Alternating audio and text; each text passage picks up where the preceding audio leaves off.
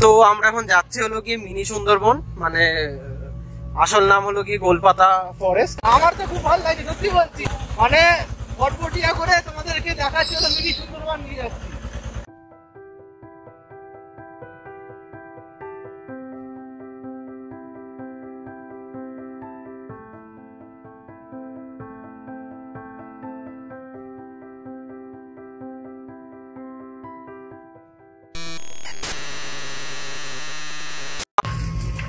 তো আমরা এখন যাচ্ছি হলো কি মিনি সুন্দরবন, মানে আসল নাম হলো কি গোলপাতা ফরেস্ট, তাই তো দাদা? গোলপাতা ফরেস্ট একদম। হ্যাঁ, তো ওটা শেষ সময় বলে এই রাস্তাগুলো মানে হাঁটু অব্দি জল ছিল।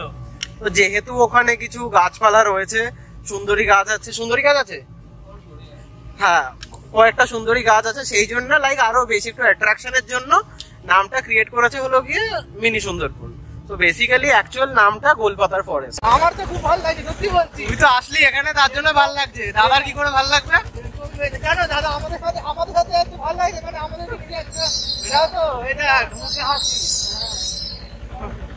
মানে ফটফটিয়া করে তোমাদেরকে দেখাচ্ছি হলো মিনি সুন্দরবন নিয়ে যাচ্ছি, ঠিক আছে? বেশ ভালোই লাগছে। বেসিক্যালি হয়তো ভটভটির জন্য আওয়াজটা একটু কম আসতে পারে, বাট চেষ্টা করছি যতটা পারা যায়। এখানে ঢুকে গেছি আমরা মিনি সুন্দরবনে। তো এবার এখান থেকে 10 টাকা করে নাও না দাদা ভিতর থেকে? বাইরে থেকে যাই টোটো করে যাই, সাইট সিং ঘোরো না ঘোরো, কিন্তু এখানে ঘুরতে গেলে বা ঢুকতে গেলে এখান থেকে 10 টাকা করে লাগবে। আর হ্যাঁ, বিএসএফ এর ওখানে ইয়েতে ওই কিয়স্কে ওখানে আধার কার্ডটা, মেন আধার কার্ডটা জমা দিতে হয়। যাই হোক, এই ডিটেলসটা পরে দিয়ে দেবো, কোনো ব্যাপার নেই।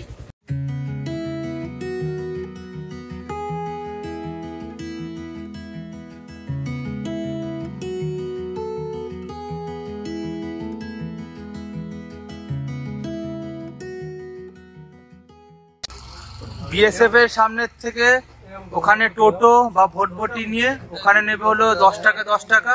আর মিনি সুন্দরবনে ঢোকার জন্য এই দেখো, দেখতে পারো 10 টাকা মূল্য। তো আমরা আছি, তোমাদেরকে নিয়ে যাচ্ছি, দেখতে থাকো।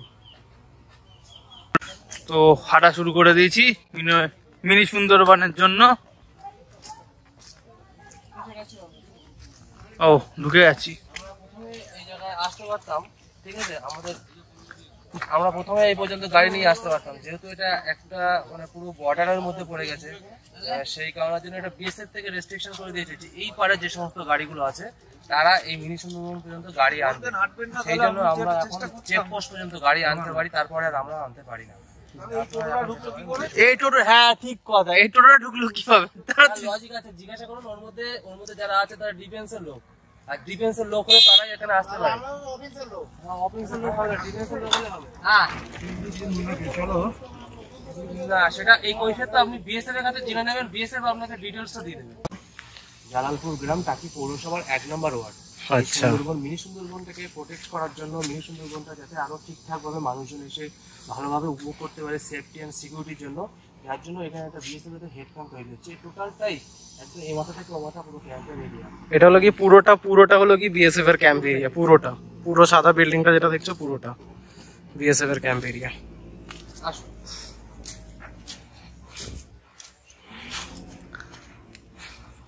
আর এটা হলো কি ওই আরো ভিতর দিকে ঢোকার জন্য একটা ব্রিজ টাইপের তৈরি করা, পুরো যাতে যেতে পারে মানুষ।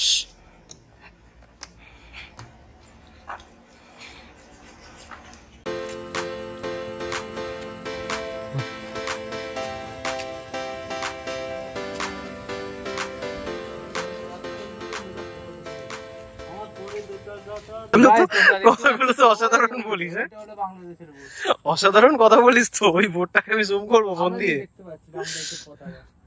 তাই? তোমরা কি দেখতে পাচ্ছ? কি রং বলতো? এটা যেটা বলি, নদী দিয়ে আমরা ওই দিক দিয়ে নদীটা যেটা দেখতে আসলাম, ওই নদীটা এইভাবে টার্ন করেছে, ঠিক আছে? এইভাবে টার্ন করে এখান দিয়ে আপনার এই পাশ দিয়ে যে ভাটাগুলো দেখছেন এখান দিয়ে এইভাবে চলে গেছে নদীটা। কিন্তু ওই যে ভাটাগুলো যেটা দেখছেন, ওই ভাটাটা কিন্তু এই ভিউ দিয়ে দেখছেন বলে ওটা মনে হচ্ছে যে ওখানে নদীটা মানে বাংলাদেশের মধ্যে, কিন্তু ব্যাপারটা হচ্ছে যে নদীটা এখান দিয়ে কিন্তু ডান সাইডে অনেকটাই বিস্তারিত হয়েছে। ভাটা আছে, ভাটার পরে ফের নদী, তারপরে আবার বাংলাদেশ।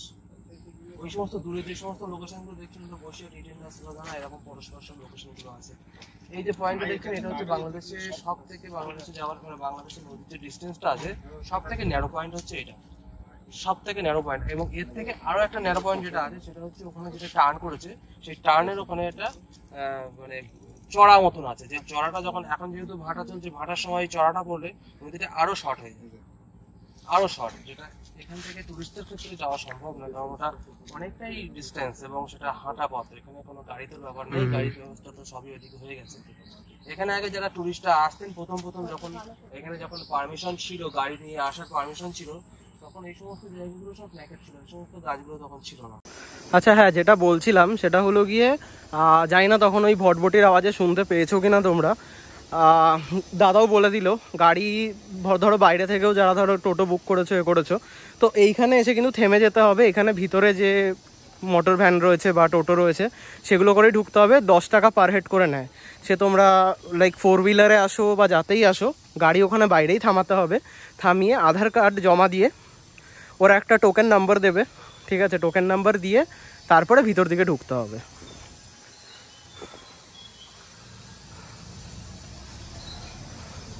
আর এই গোলপাতা ফরেস্টে ঢোকার সময় আবার একটা 10 টাকা করে টিকিট কাটতে হয়। সিজন কখন থেকে স্টার্ট হয়? সিজন ডিসেম্বরের সময়, ডিসেম্বরের ওই ঠান্ডার টাইমটা পুরো ঠান্ডার টাইমে পুরো ডিসেম্বর থেকে স্টার্ট হবে একদম পুরো জানুয়ারি ফেব্রুয়ারি পর্যন্ত মোটামুটি কন্টিনিউ চলবে। আর এই 3টে মাস যখন আমাদের হয় তখন মানে ওই টাইমে তো মনে হয় 1-1.5 মাস 2 মাস আগে থেকে হোটেল বুক থাকে।